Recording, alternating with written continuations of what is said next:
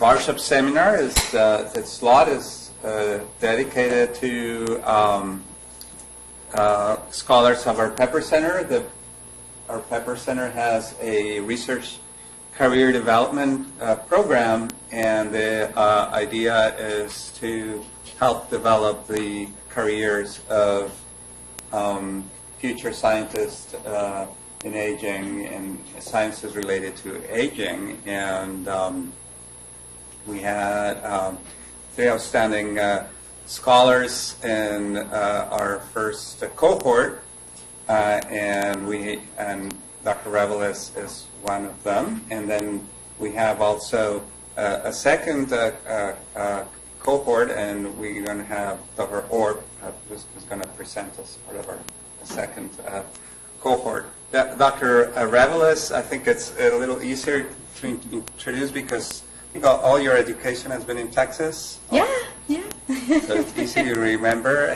Got her training in doctor in pharmacy at UT Austin, and then a PhD, a joint program UT Austin and the School of Public Health. And UT Health and the Translational Sciences PhD and now she's a faculty at UT Austin, the branch in San Antonio. It's also faculty at UT Health Science Center, and she did an outstanding job as a Pepper Center scholar, yielding a publication in Gut, which is a very high impact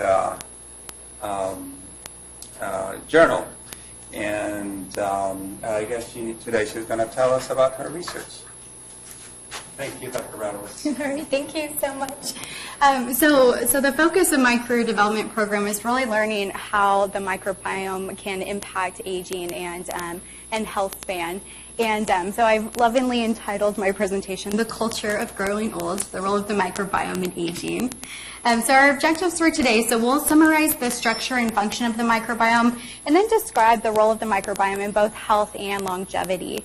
We'll also look at the role of potential interventions that could aid in improving health span and lifespan, and then I'll also present the results of my career development study that evaluated the effects of gastric acid suppressants on the gut microbiome. So we'll start with an introduction. So the gut microbiome and human microbiome is really a very vast topic.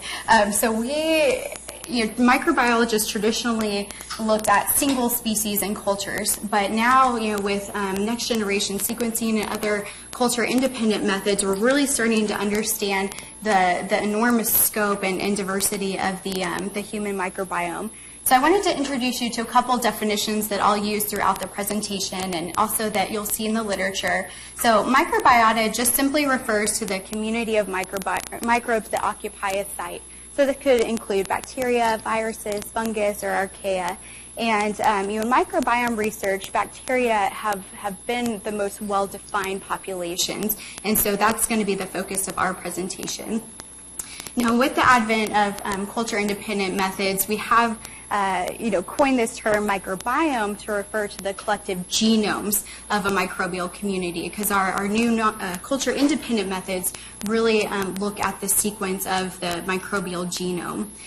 Now, another term that you'll hear frequently is dysbiosis, and that just refers to a disturbance or change in the microbiota. And when we look at dysbiosis, we usually refer to either a change in diversity, which is the total number of bacterial taxa in a community, or a change in the composition, so what bugs are actually there.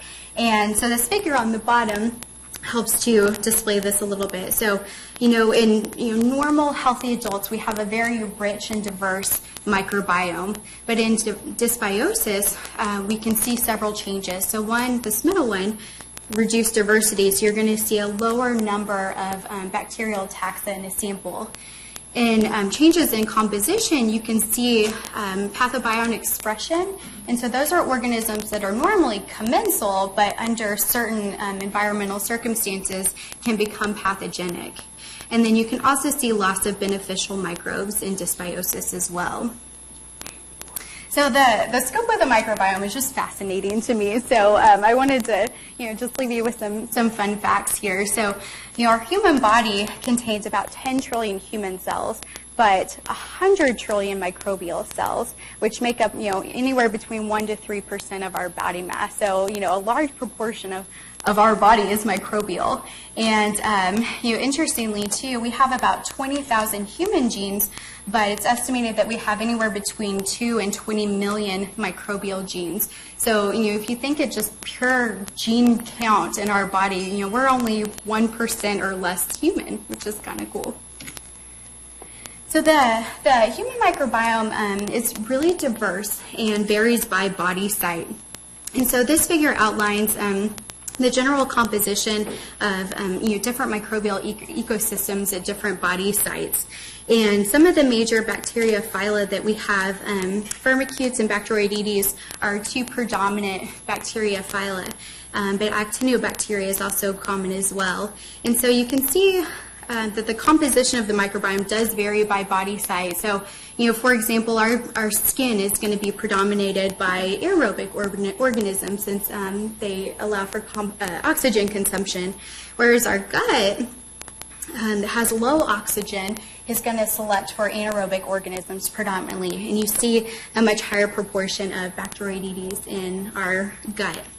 Now, the gut has the majority of microbes that are in the human body, and so it's one of the more well-studied sites for microbiome research, and that's going to be most of the data that I present today is on gut microbiome.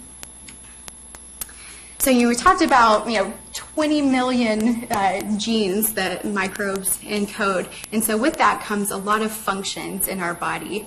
And so the role of the microbiota really fall into two major categories. We have protection and then biosynthesis and metabolism. So on the protection side, our microbiota really aid to prevent infection from pathogens. They can also help protect us against epithelial injury, and they also play a critical role in the immune response, primarily through regulating regulatory T cells. Now, on the other side, our microbiota also help to activate endocrine hormones, as well as aid in digestion and help synthesize vitamins and extract nutrients from food. And one of the interesting things just in the pharmacy world is metabolism of drugs. So certain microbes can, for example, transform a prodrug into its active form, or inactivate an active drug into the inactive form. So that's kind of a cool hot topic in pharmacy right now.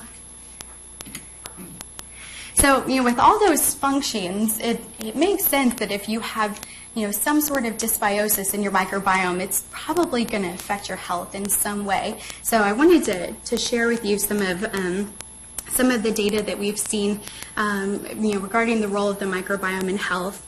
And this figure just gives you a very broad overview of some of the health and disease functions that we see in the microbiome. So the center column has just some of the general microbial products or activities of the microbes. And when your microbiome is in a normal, healthy state, it promotes health.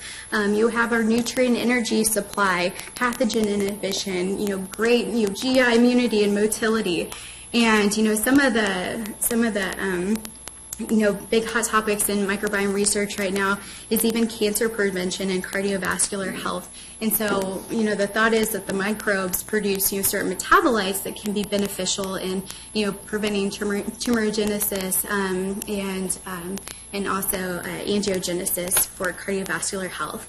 So you can see if you tip the balance toward dysbiosis, we've seen all sorts of associations of dysbiosis with diseases. So metabolic disorders like obesity, metabolic syndrome, even diabetes, we've seen associations with certain bacterial composition. GI conditions are very, very commonly associated with microbial dysbiosis and also infection. So one of my big background areas is Clostridium difficile infections, and it's primarily due to dysbiosis, whereby our normal gut microbiome is disrupted, which allows C. diff to grow and proliferate and cause infection. So, interestingly, we have seen microbiome changes in aging, and the data on the next few slides are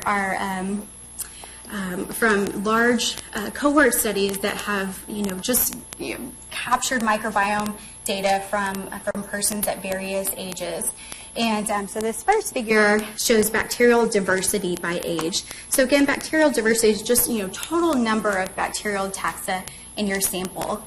And so when we're born, our microbiome is driven primarily by type of delivery, so vaginal versus cesarean delivery, and also nutrients we get as a newborn. So there's even differences between breastfeeding and formula feeding, and then other exposures like medications to either the mother or the child as well. Now, as we get a little older, our microbiome diversity really takes off as we start getting exposures to things in the environment and different foods, and with that comes greater functional capacity as well. Then once we reach usually around the age of 7 to 12, our microbiome diversity really starts to level off and essentially stays pretty stable in adulthood. Now there are several factors that could disrupt the microbiome that we'll touch on later, but as long as your diet stays relatively consistent, you stay in kind of the general environment that you normally live in, your microbiome is going to stay relatively stable. However, as we age, most studies have started to look at, about 65 and up to characterize the microbiome in aging. And those studies have shown a decline in diversity in aging, and with that comes a reduced functional capacity as well. So with changes in diversity, we've also seen changes in composition of the microbiome as well. And so, this figure helps to illustrate that. So we sort of have this core microbiome, the most abundant taxa that we have in our microbiome. And as we age, those core microbiome, they really start to taper off in relative abundance, and our subdominant taxa increase. And just some of the more interesting trends that I've seen in composition, as we age, we tend to have a lower population of actinobacteria.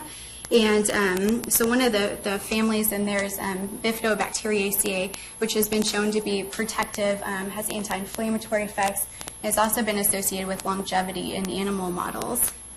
And then we've also seen an increase in proteobacteria with aging. And proteobacteria is one of those phylum that has a large population of those pathobionts that can potentially become pathogenic. So it's possible that shift, helps to contribute to infections in older adults. So, we have, these big human cohort studies, but humans are tough in microbiome research because it's hard to control everyone's diet and exposures and medications. And so, as part of the Pepper Center pilot grant with Corey Ross, we are actually looking at marmosets as a model of microbiome research in aging. And so we're using the marmoset colony at the Barstop Institute to look at the microbiome, the gut microbiome of old versus young marmosets. So I just wanted to share some preliminary data because we just got that back recently. And so what we did is we chose 10 young marmosets that were 2 to 5 years of age, and then 10 older marmosets that were 8 or older.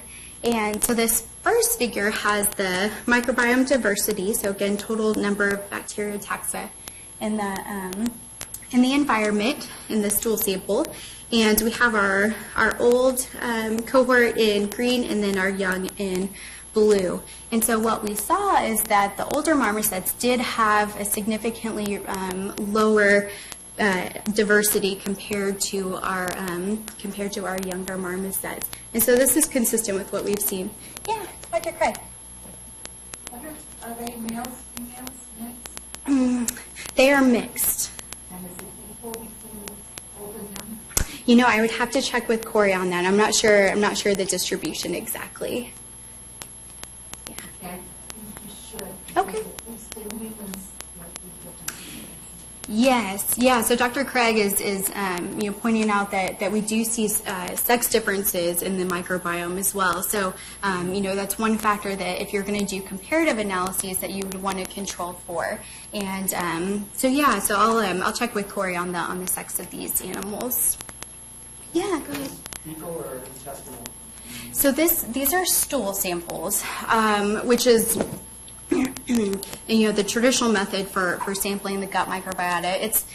They're pretty representative of the lower GI tract, but if you look at kind of the normal bacterial composition of the upper GI tract, usually have some pretty significant differences. But since stool's easy to collect, that's kind of the go-to sampling for gut microbiome. Any other questions right now? Okay. So we also saw some differences in the composition of the microbiome between our old and young marmosets.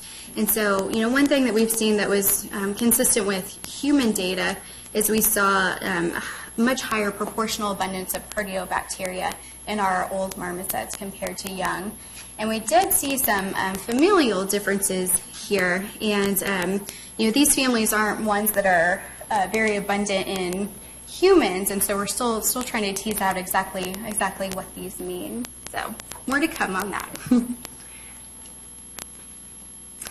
I also just wanted to share with you this figure. So this is our hierarchical clustering of our microbiome. So just to orient you to this, so hierarchical clustering is a mathematical model that essentially clusters subjects by how closely related the composition of their microbiome is. So the closer they are together, the more similar their microbiomes. And so each subject or each marmoset is on a single line here. And so our old are in green and our young are in blue again. So we actually did see some clustering by age. So we had a big group of old marmosets that clustered together, and then some of our younger marmosets clustered together as well. Yeah. I was wondering if it's possible to get any health span data from these. I'd be very curious if the young marmoset with an old microbiome have aged more rapidly or vice versa for the old one. Yeah, so we actually, I'm going to come to that in just a little bit. So we actually, we are following these animals longitudinally for some biomarkers and things. So I'll present that here in just a second. Go ahead. So we have a hierarchy of bacteria here. Uh-huh. We have a hierarchy of the animals, familial differences, and status within the group tends to follow familial dominance. Sure. So I'm here, we have all, like people establish, you can go for steroids, those kinds of things, and see how it relates to microbiome. Yeah, that's a really good point. And that's something. So Corey Ross is our PI on this, and she knows these animals so well, and so she'd be able to give us a little more information on that. But yeah, we're collecting blood and some other biomarkers on these animals as well. So we'll be able to control for some of that in our analyses too. All right, so we've seen changes in both diversity and composition with aging. So the question is, why? Does dysbiosis drive aging, or does aging just cause dysbiosis? And I think it's probably a little bit of both. And so, on this left-hand side here, dysbiosis. So, when you have that shift towards dysbiosis, you may have enrichment for pro-inflammatory bacteria. And so what we've seen in dysbiotic states is an increase in systemic inflammatory markers as well as gut inflammatory markers, and then also relationship to inflammatory conditions like inflammatory bowel disease. And with this impact on inflammation, and having inflammation as kind of a strong predictor of aging, it's possible that dysbiosis is potentiating the aging process. However, on the flip side, there's a lot of things we do and a lot of things that come with aging that have been shown to be associated with dysbiosis. So, we may be exposed to more medications like antibiotics that are going to disrupt the microbiome. Changing physical habits, so low levels of exercise can shift the microbiome composition, and especially dietary habits. So if your diet shifts to a more Western diet, high fat, high sugar, in older age, that's going to shift your composition as well, and that's actually been shown to be pro-inflammatory as well. So I think this process is kind of a continuum, but this is still an area of research that needs a lot of development. So definitely a good place to be in. So we have so many functions of the microbiome, and can we potentially target the microbiome to impact health span and lifespan? And so I want to just talk briefly about some of the potential strategies for doing this. So some of the potential interventions, one, changing our diet. So, we've seen in animal models that calorie restriction can not only change the composition of the microbiome, could potentially increase longevity as well. Physical activity is another one. Physical activity actually increases the diversity of the gut microbiome and reduces inflammation in the gut, along with the other great health benefits to physical activity. And then the other two strategies are probiotics and microbiota transplantation, which really aim to restore the microbiome content. And so probiotics is typically just a single species, but Bifidobacterium is one of the common ones, same as lactobacillus. And so probiotics they do help to improve the diversity and composition of the microbiome, but are also thought to have other positive effects like anti-inflammatory effects. And there's even a C. elegans model that showed that probiotic supplementation increased longevity in those animals. Now, fecal microbiota transplantation is something that's near and dear to my heart since my background is in C. diff research. But this therapy aims to really restore the global composition of the microbiome. So you're taking donor stool from a healthy individual and administering it to someone that doesn't have a healthy microbiome, or someone who has an infection caused by dysbiosis. And so while most of the research has been in C. diff and helping to prevent recurrent infections in C. diff, fecal transplants are now being used to look at metabolic disorders, interventions to aid in metabolic disorders, as well as neurodegenerative disorders as well. So Corey and I decided to jump on the bandwagon, and so we are using our marmosets that we use for the first aim of the study to also conduct fecal transplants in this population. And so, one of the things I think is lacking in the human model is, can we sustain changes in the microbiome? It's like we know we can change it, but there haven't been a lot of studies with long-term follow-up. And so the aim of our study is really to determine if we can safely change the microbiome, and if we can that be sustained for several months at a time. And so, so the outcomes of our study, we're going to look at gut microbiota diversity and composition, but then other markers potentially related to the microbiome and also just to general health. So we'll look at systemic inflammation, insulin sensitivity, and then body mass changes. So just to give you an idea of where we're at with this, so we use our AIM-1 cohort, the young versus old, to identify marmosets that had really distinct microbiomes. And so we wanted to use donors that had very high diversity and also, kind of the traditionally healthy microbiome, high predominance of the core microbiome. So we identified 2 donors and then took their stool and did an oral gavage into 5 recipient marmosets. And so we did 3 transplants once a week for 3 weeks, and then we're in the longitudinal follow-up stage for that. So we're collecting stool on a monthly basis, and then also doing metabolic profiling too. And at the end, we'll also do a follow-up blood sample too, so we can look at changes in systemic inflammation as well. So some more to come on this too. It's pretty exciting. The transplants went well.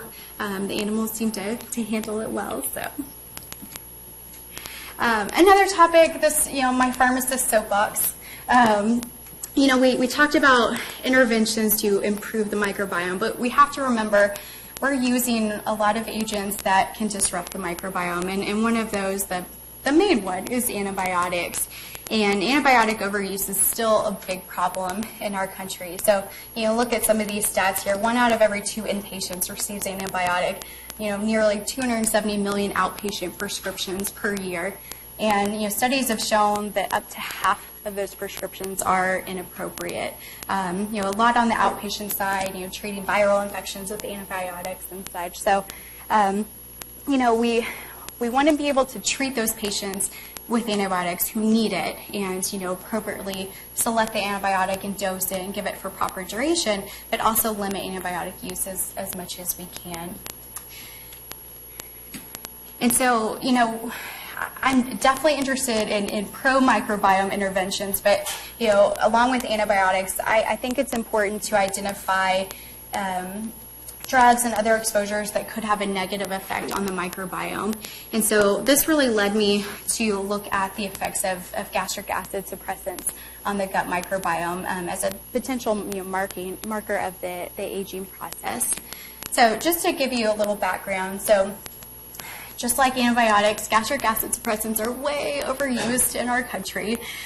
So a couple of years ago, it was estimated that more than 100 million prescriptions for gastric acid suppressors were prescribed in the outpatient setting, which doesn't even include over-the-counter use of these drugs.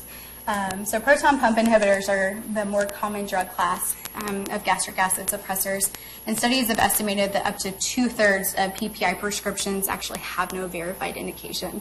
So people are using these sometimes chronically without really a need for them. So just like their name suggests, acid suppressants alter the gastric pH, but that actually continues along the GI tract, increasing the pH of the GI tract. And proton pump inhibitors also target bacterial proton pumps, which could potentially alter the function of the bacteria as well. Now, given my background in C. diff, we've seen many epidemiological associations of gastric acid suppressor use with C. diff, and C. diff is primarily mediated by dysbiosis. So you sort of have, the kind of the basic science mechanism, saying yes, gastric acid suppressors, theoretically could alter the microbiome, and then we have, sort of this epidemiological association as well. And so that really is what drove me to choose to look at gastric acid suppressants as a potential mediator of the microbiome. And these drugs are pretty well tolerated in short term, but we have some long-term studies showing increased risk of gastric acid suppressors with other infections like pneumonia, osteoporosis and bone fractures, kidney disease, even dementia, and then vitamin malabsorption. So these are things that commonly affect older adults as well. So the aims of our study, so we wanted to compare the fecal microbiota diversity and composition in a cohort prior to and post PPI exposure. To look at other markers of health and aging, we also looked at systemic inflammatory markers prior to and post, and we looked at insulin-like growth factor as a potential biomarker of aging too. So that particular hormone is, aids in just normal bone and tissue development and declines as we age.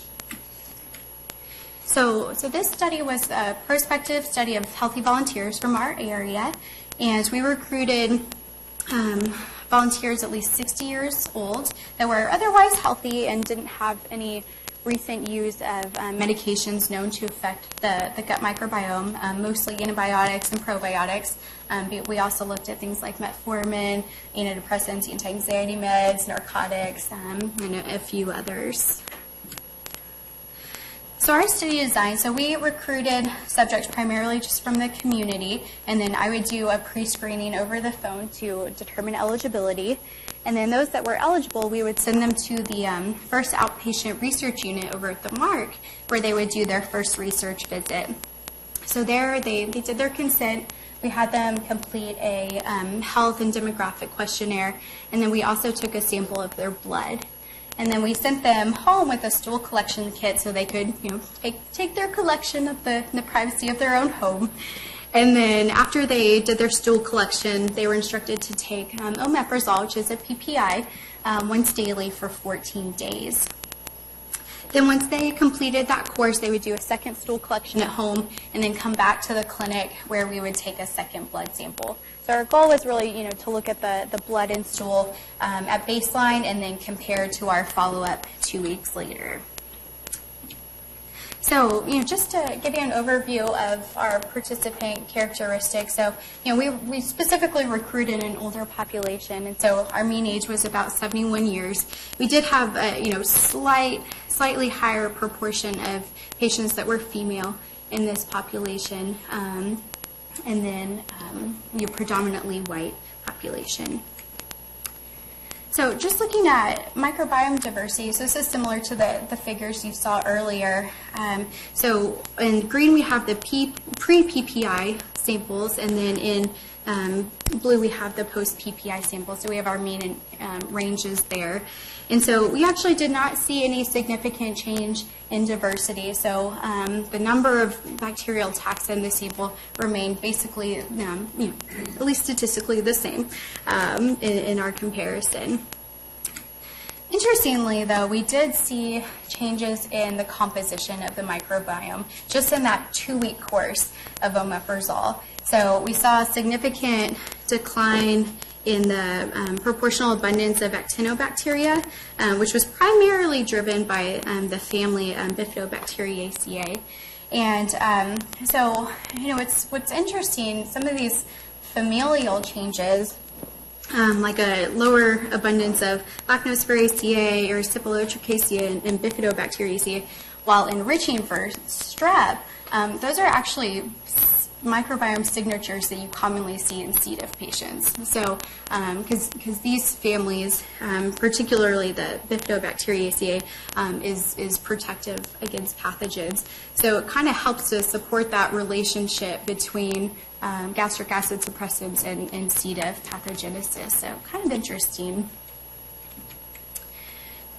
And then we also have our biomarkers here. So, we did see a significant decrease in IGF-1 levels in our population. So, IGF-1 is partially induced by the gut microbiota, and also with gastric acid suppression, your gastric and intestinal pH increases, and so you also have lower bioavailability of vitamins and things that help to support hormone synthesis. So, hypothesize that is what is driving the lower IGF-1 levels in this population.